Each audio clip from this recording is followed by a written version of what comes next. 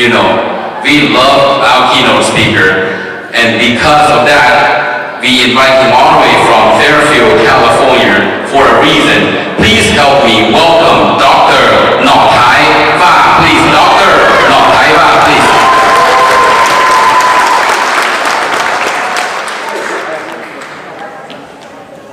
And he just not here to speak. He actually helped me set up the table, sell beers, invite people, and he a people person. So in other words, thank you.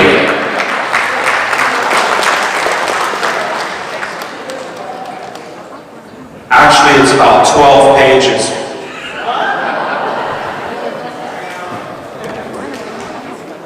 Nhớ rằng trong kia cho bé trong điện sĩ, thì nên trả bé trong mong cho nên cho từ lúc nào trong xe thì bé tàu đi ba cứ đi ba mong đi ba công như nhớ cho họ luôn trong Oroville nào. Suy sáng nhau đi lo sáng tập ra cũng có hai luôn, tất nhiên mà nên tao hai tiền lúc nào có hai luôn cho bé trong cả thì cũng có hai luôn cả thì thằng này là chỉ có được đó. Good evening, everyone, and welcome to the 28th annual New Year celebration festival here in Oroville. How about that? 28th annual celebration. It's amazing how quickly time goes by. In fact, I'm only 15, and it's already the 28th annual celebration. My name is thaiv, and I am honored to say a few words tonight concerning why we Hmongs are here. In addition, I am honored to speak briefly about this year's theme, which is Remember Yesterday, Action Today, and Prepare for Tomorrow. That is our theme this year. How do we remember yesterday? To remember yesterday requires us to reflect on how we got here. It is extremely important that we do not forget how we got here. When I look out in the audience and see some of the familiar faces from many different Hmong functions, I realize that over 40 years ago, well over 40 years ago, there was a relationship that was forged.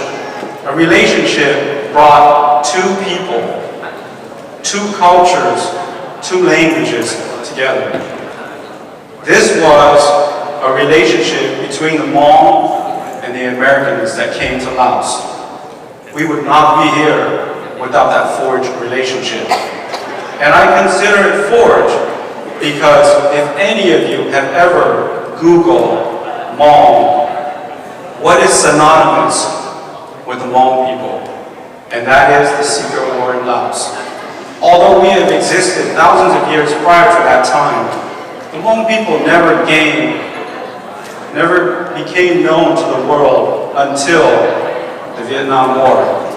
It is unfortunate that it is called the Vietnam War because it did not only involve the Vietnam country, it involved us and the Laotians and the Hmong people. I am one of those strange individuals who received the ambiguous title of being considered a first-generation Hmong American. But am I truly a first-generation Hmong American? It is ambiguous because I was not born here. In fact, I remember vividly walking in the wilderness for about 8 days while my mom was 8 months pregnant. When we finally arrived in Thailand, after walking for 8 days, my mom gave birth to my youngest sister. We lived in refugee camps. Under the most humbling circumstances, we were fed fish. We ate very little. I recall my brother and I making slingshots, hunting, and shooting birds just to support our own family. Under these humbling circumstances, we had the opportunity to come to a great nation.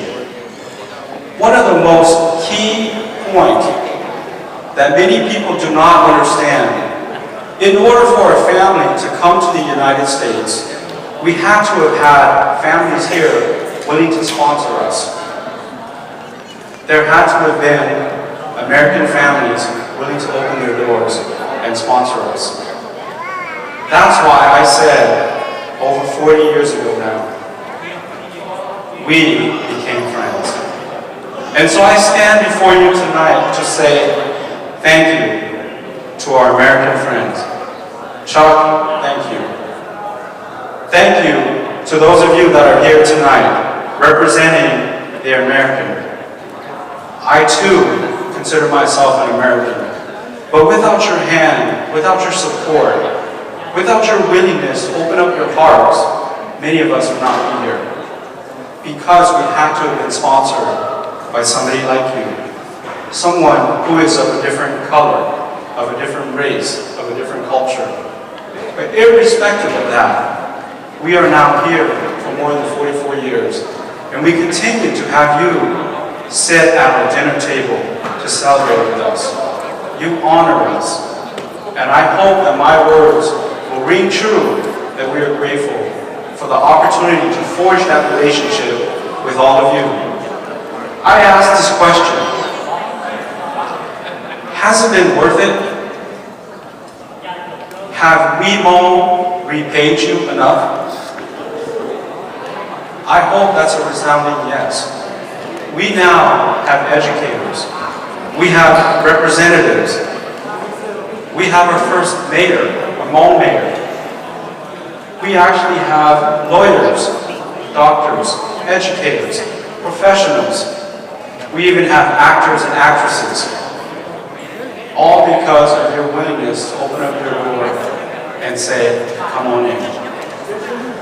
When I was preparing and figuring out what I'm going to say, I in fact took a few stats from locally here.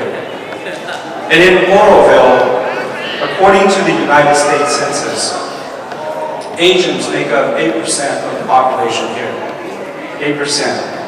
The Hmong people is around 2,000 individuals here in Oroville.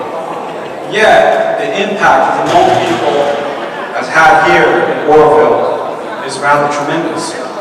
Here is a newspaper article that I printed up recently that said, here in Oroville, there was a harvest festival called the New Year celebration. This harvest festival has brought huge income and money maker for the city of Oroville, packing hotels and stimulating business. For that reason, city leaders have reduced the cost of renting out the Nielsen Sports Park and have helped in other ways. We may be only 2,000 persons strong here in Oroville, but we certainly have had an impact here. Continue to forge that relationship. And in accordance to this theme, what is the action today and how do we move forward? I hope to instill in all of you young folks that are here. For when I look out there, I see more young folks than I see those that are older. You Hmong young folks, you were not brought to this country to do nothing. You were not brought here to be unproductive. You were not brought here to learn nothing. And if there's anything you've learned from tonight, I hope moving forward tomorrow, you take advantage of every educational opportunity that there is out there. I stand before you to tell you, I grew up struggling to speak English. How does someone like me, graduate from law school, struggling to speak English? If I could do it, and I'm not even a true first generation Hmong American, I encourage all of you to step up. You have in front of you city leaders, local leaders, representatives, lawmakers that stand with you, ready to enjoy a wonderful dinner and then a hand to give you that educational opportunity. And I hope through your effort to grow up and receive the education that you need, you can give back and one day stand here to say, I am one of those that made the city of Oroville a better place because I was willing to stand for what is right. Thank you.